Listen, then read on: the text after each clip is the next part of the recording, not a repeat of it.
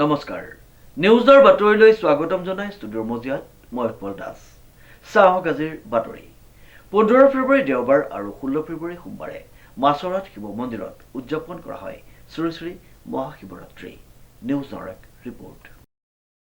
যোৰহাটৰ মাছৰহাট শিৱ মন্দিৰ উন্নয়ন পৰিচালনা সমিতিৰ সজ্জনত মাছৰহাট অঞ্চলৰ ৰাইজৰ সহযোগত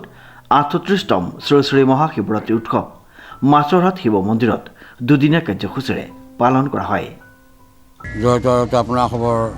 চৰণ ধৰি আমি শিৰত লৈ আমি দুদিনীয়া কাৰ্যসূচীৰে শিৱপূৰণ ভাগে আমি পতা হৈছিলে কিদৰে কি পদ্ধতিৰে কি নীতি নিয়মে আমি কৰিছোঁ তাৰ এটি চমু বিৱৰণ দিবৰ কাৰণে আমি আগবাঢ়িছোঁ আমাৰ পুৱা প্ৰথম কাৰ্যসূচী আছিলে বন্তি প্ৰজ্বলন ধৰ্মধ্বজাৰ শ্ৰীচৰণতে আমি প্ৰতি বছৰে বছৰে আমি আজি 38 বছৰ আমি এই নীতি নিয়ম পালন কৰি আছোঁ দুদিনীয়া কাৰ্যসূচীৰে আৰু সেই ধৰ্মধ্বজাৰ আমি চৰণত একৈছে বন্তি প্ৰদান কৰা হয় তাৰপাছতে আমাৰ মন্দিৰৰ আমাৰ স্থায়ী সভাপতি উন্নয়ন কমিটিৰ সভাপতি বকুল চন্দ্ৰ দাসে তেওঁ মানে আমাৰ ধৰ্মধ্বজাৰ বাবে মুকলি কৰে তাৰপিছতে আমাৰ আশীৰ্বাদ কৰণ হয় আৰু নামঘৰৰ আমাৰ নামঘৰীয়া আপোনাৰ পাঠেকি আহে আহি পিনে তেখেতসকলেও দুই এষাৰ কথা আমাক কয় তেনেকৈ ধৰণে আমি শেষ কৰোঁ তাৰপিছতে আমাৰ প্ৰথম কাৰ্যসূচীৰ দিনাখনেই আমাৰ ভকতসমূহ গাঁৱৰ ৰাইজ আহি পেলানি ইয়াত নাম প্ৰসংগ কৰা হয় আমি নাম প্ৰসংগ কৰোঁ কৈ পেলাই আমি শিৱৰাত্ৰি এই পৰম উৎসৱভাগে আমি মুকলি কৰোঁ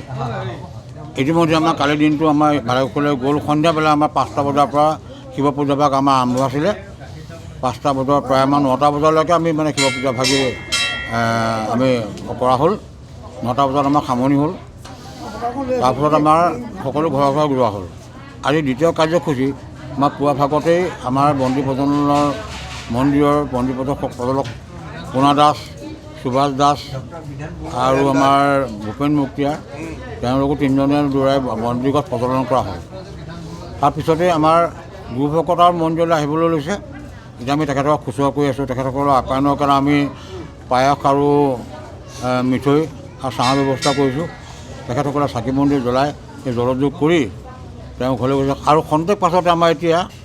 প্ৰায় 10টা বাজিল চাগৈ এতিয়া নে 10টা আমাৰ 11 বজাৰ পৰা আমাৰ মন্দিৰৰ ৰাইজৰ দ্বাৰা আৰু গাঁৱৰ ৰাইজৰ দ্বাৰা নাম প্ৰসংগ আমাৰ আৰম্ভ কৰি পিনি আমি শিৱৰাত্ৰি উৎসৱভাগি আমি সামৰণি মাৰিম তাৰ সেয়ে আমাৰ মানে আপোনাৰ আমি আজি 38 বছৰ আমি সেইধৰণে আমি নীতি নিয়ম কৰি থকা হৈছে আৰু মন্দিৰভাগ প্ৰতিষ্ঠা হোৱাৰ দিনা কথা ক'বলৈ গ'লে আমাৰ 3 দিনৰ ভিতৰতে মন্দিৰভাগ প্ৰতিষ্ঠা হৈছে শিৱৰাত্ৰি পতা হৈছে আমাৰ ইয়াত মানে আপোনাৰ হাবি জংঘল আছিলে আমাৰ ধৰক সপোনত আমাক দেখুৱালে মোৰ নাম বাস্তৱ সেনাপতি দেখুৱালে যে 3 বছৰ দিন মানে ধৰক হুঁচৰি মাৰি পেলাই নি তেওঁলোকে আমাৰ মন্দিৰ বনাব পৰা নাই তৃতীয় বছৰত তাৰমানে মোক ভোজ খাবলৈ লৈ গ'ল তেওঁলোকে মানে হুঁচৰি গাই পিনি ভোজ খায় কিন্তু মন্দিৰৰ কাৰণে একো মানে তেওঁলোকে কৰিব পৰা নাই এতিয়া ভোজ খাবলৈ লৈ গ'ল ভোজ খাবলৈ যোৱাৰ পিছতে সপোনত ৰাতি শুই থাকোঁতে ক'লে যে তুমি আগবাঢ়িলে মানে মন্দিৰভাগ হ'ব তুমি আগবাঢ়া পিছত মই আছোঁ ইতিমধ্যে আপোনাৰ 3 দিনৰ পিছত শিৱৰাত্ৰি আছে এতিয়া আমি জংঘল কাটি মাটি পেলাই ভেটি উঠাই বাঁহ মানুহ ঘৰে বিচাৰি আকৌ কটা চিঙা কৰি ওপৰত খেৰৰ চালি দি 3 দিনৰ ভিতৰত কৰি পিনি আকৌ শিৱৰাত্ৰি কেনেকৈ পাতিম এতিয়া তেওঁ ক'লে যে মই বোলে তোমাক আপোনালোকক সহায় কৰিম ভগৱন্তই ক'লে সহায় কৰিম গতিকে তুমি কামলৈ আগবাঢ়া এতিয়া আমি আগবাঢ়ি দিলোঁ এই দুদিনৰ ভিতৰতে আমাৰ মানে মন্দিৰ হৈ গ'ল আৰু তোমাৰ হাবি মানে জংঘল কটাও ভেটি কৰি পেলাই বাঁহৰে আমি মানে আপোনাৰ চালি বনাই পেলাই আনি আমি মানে তেওঁ আসন ভাগি গাঁৱৰে আমাৰ সমাজৰ পাঠেকি হেমাম পাঠক তেখেতে আমাৰ ইয়াত আপোনাৰ মন্দিৰভাগৰ প্ৰতিষ্ঠাৰ দিনাখন তেখেত আহি পিনি নামষাৰ গালে আৰু নাৰায়ণ শৰ্মা আমাৰ কুলগুৰু কুল বামুণ তেখেতৰ দ্বাৰা আমি মানে মন্দিৰভাগ আমি প্ৰাণ প্ৰতিষ্ঠা কৰি এতিয়া আমি 38 বছৰ চলি আছোঁ আৰু ভ্ৰমণত চলাই আছোঁ সেয়াই আমি কৈ পিনে আমাৰ মন্তব্য সামৰণি উল্লেখযোগ্য যে 15 আৰু 16 ফেব্ৰুৱাৰী দেও আৰু সোমবাৰে শিৱ পূজা আৰম্ভ কৰা অনুষ্ঠানত অগণন ভক্তপ্ৰাণ ৰাইজৰ সমাগম পৰিলক্ষিত হ'ল মন্দিৰভাগিত নম হৰি राम गुरु ब्रह्मा गुरु विष्णु गुरुदेव महेश्वर गुरु साक्षाৎ परम ब्रह्म तस्मै श्री गुरुवे नमः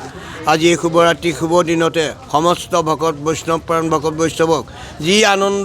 এই উৎসৱবাসী আনন্দ কৰিলে সমস্তজনকে মহাদেৱ সন্তুষ্ট লবি সমস্তজনকে কৃপা কৰিব এই প্ৰাৰ্থনা হৰে ৰাম মহাদেৱ সন্তোষৰ অৰ্থে প্ৰথমেই আজি মহাশিৱৰাত্ৰি উপলক্ষে ভগৱান প্ৰভু মহাদেৱৰ শ্ৰীচৰণত সেৱা জনাইছোঁ। আজি সকলো ভক্তপ্ৰাণ ৰাইজ কালি আজি শিৱ মন্দিৰসমূহত শিৱ বাবাৰ সেৱা ল'বলৈ সকলো আগবাঢ়ি আহিছে, একত্ৰিত হৈছে। আমি মহাদেৱৰ শ্ৰীচৰণত প্ৰণিপাত জনাইছোঁ যাতে আমাৰ সমাজৰ পৰা অসূয়া অপ্ৰীতি দূৰ কৰি এখন সুস্থ সমাজ গঢ়ি তোলক, সকলোকে সুস্বাস্থ্যৱান কৰক, এখন সুস্থ শান্তিপূৰ্ণ অসম যাতে হয়, সমাজখন শান্তিপূৰ্ণ হয় তাকে কামনা কৰিছোঁ। সকলো কুশলে থাকক, যি কৰ্মতে আছে সকলো উন্নতি কৰক সেইটোকে কামনা কৰিছোঁ। আৰু সকলোৰে কুশল কামনাৰ্থে মোৰ পৰিয়ালৰ লগতে আমাৰ বিশ্বখন কুশলে থাকক, সমগ্ৰ জাতি সমগ্ৰ দেশ কুশলে থাকক তাকে কামনা কৰিছোঁ। আৰু সকলোৰে কুশল কামনাৰ্থেই আজি শিৱ বাবাৰ শ্ৰীচৰণত প্ৰণিপাত জনাইছোঁ। পুনৰবাৰ সকলো মহাশিৱৰাত্ৰিৰ আন্তৰিক শুভকামনা জ্ঞাপন কৰিছোঁ। শ্ৰীমন্ত মাধৱ বৰুৱাৰ ৰিপৰ্ট নিউজ নাও।